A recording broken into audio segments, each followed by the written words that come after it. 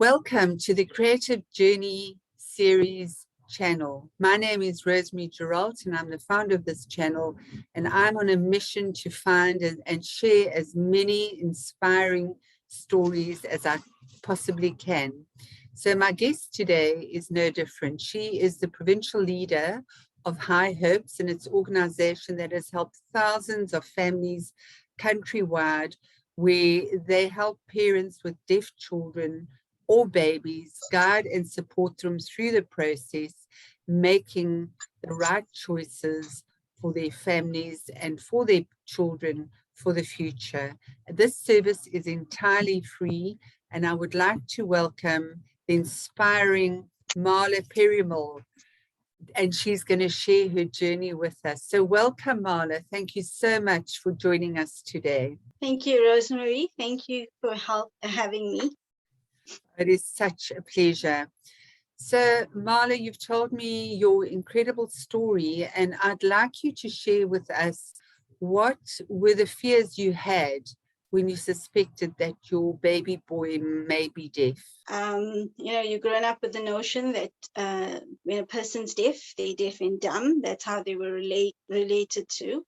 So that is basically what I thought. My child was going to be dumb, I worried about how he was going to learn to read and write and be normal and, be like every other normal child out there. I didn't have my mom around at the time when we just started the journey. So that in itself was very devastating for me. Marla, tell me, with your immediate family, when you had your suspicions that your son may be deaf, what was the reaction to your suspicion? Well, they initially just dismissed it. They just as the doctors and most people say, boys are late, don't stress about it, don't worry about it. So that's what is basically told to me. And as the first time mom, I went with that because I didn't know any better. When he was diagnosed and when we broke the news to the family, they were very shocked. They were devastated. And, they said, what, the doctors don't know what they're saying. They don't know what they're talking about. Everybody obviously had their opinion about it and what we should and what we shouldn't do. And I went with everybody's suggestion, tried to pacify everyone because I didn't know any better. And it was presented to me as if it was something that could be fixed. So there were a lot of, rituals that we were told to do and prayers and things like that. So, juggling through all that whilst, grieving over my mom. It was, every side you're being pulled and pushed, you just go with that. Yeah. And Marla, tell me, I mean, to get the ultimate diagnosis that your son was deaf was quite a journey. Would you like to share that with us? When I first suspected, as I said, my fears were dismissed even by paediatricians and ENTs. And then when I eventually, brought forward my concerns and got him tested, and when the diagnosis was broken to me, I couldn't believe it. I thought, it wasn't correct, and I asked for a second opinion. And when that second opinion was confirmed, you just can't believe it. You don't know what to do next. It has to be on a waiting list because there's no places. We were asked for other schools, and then we went to visit Fulton, which is up in Gillets. Although it was further away from home, 60 kilometers away from home. But when I got there, something in me just sat right, sat well. And I just said, okay, this is the place I want my son to go. I didn't worry about the distance. I didn't worry about how much it costed. I was just in love with the place. I had such a wonderful reception from the audiologist who was there at the time.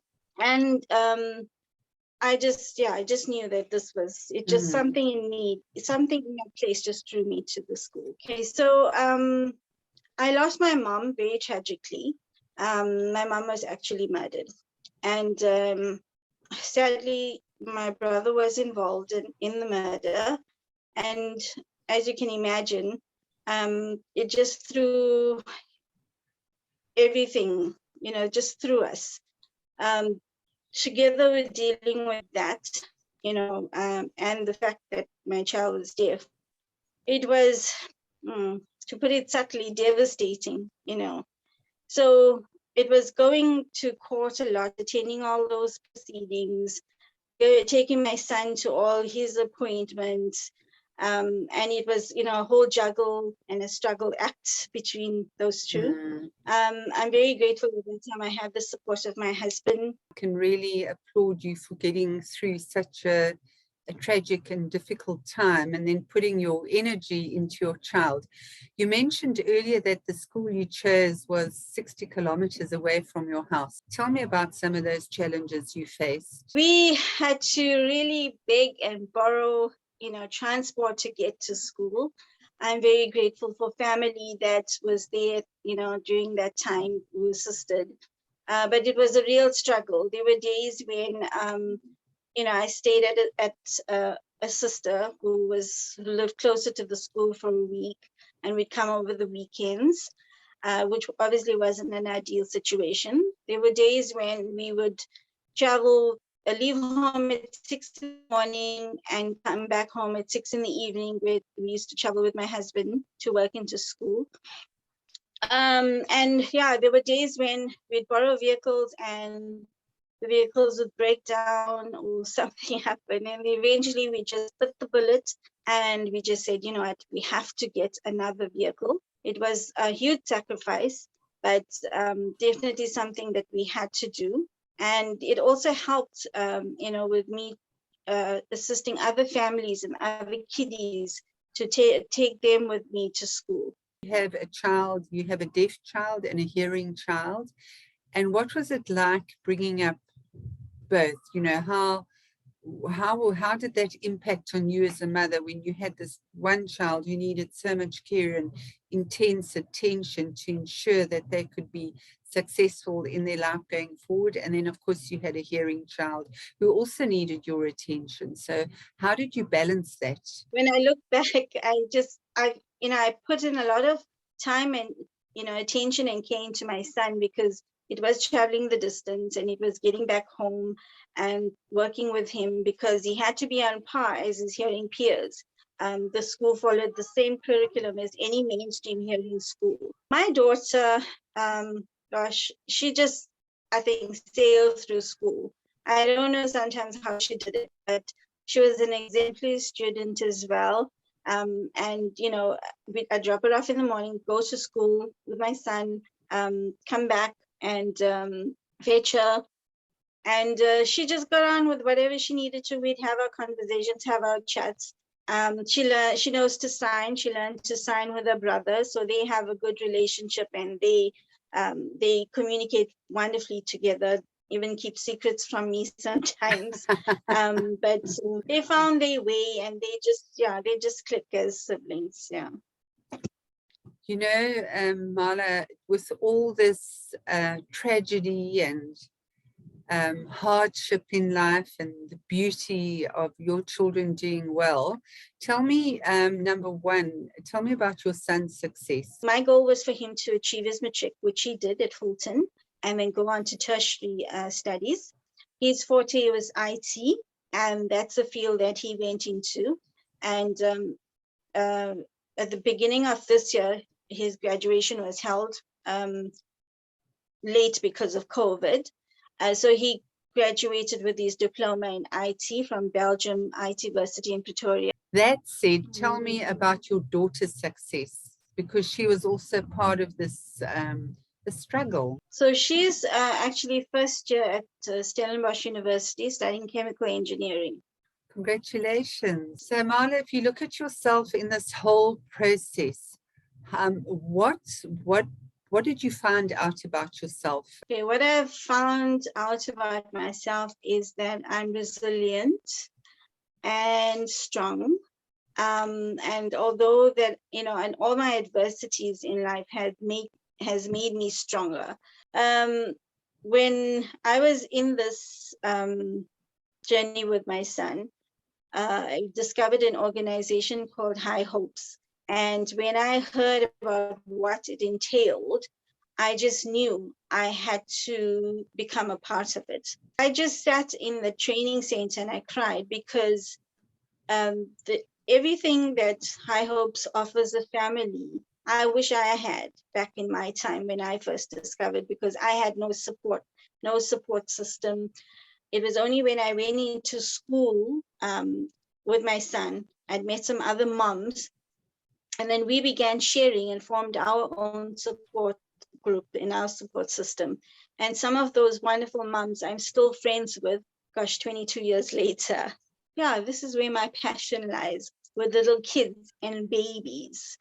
And when coupled with what High Hopes, represents and what they do, I just found, this is the perfect place where I'm supposed to be. I love meeting all the families, hearing all their different stories and sharing with the families, the journeys and how, to overcome things, listen to how they overcame certain things. And you also learn so much from other people, and just, getting them to change their perspective and how to move forward with their child. Thank you, Marla.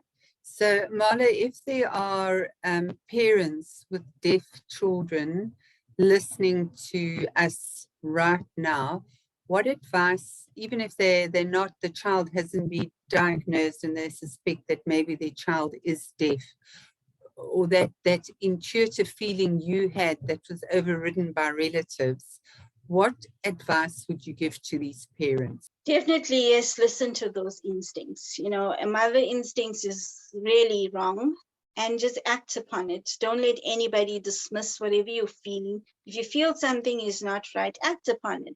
You know what? There could be something totally not, everything could be fine. At least you'd know. If you keep denying it, then things might get worse, especially if a child does have a hearing loss. The earlier it is diagnosed, if there's a hearing loss, the better it is. So early intervention, as that's what High Hope stands for, early intervention services, and can then learn to be on par with their hearing peers. High Hopes, are they only in KZN? So our main center is at Wits University, the center of their studies.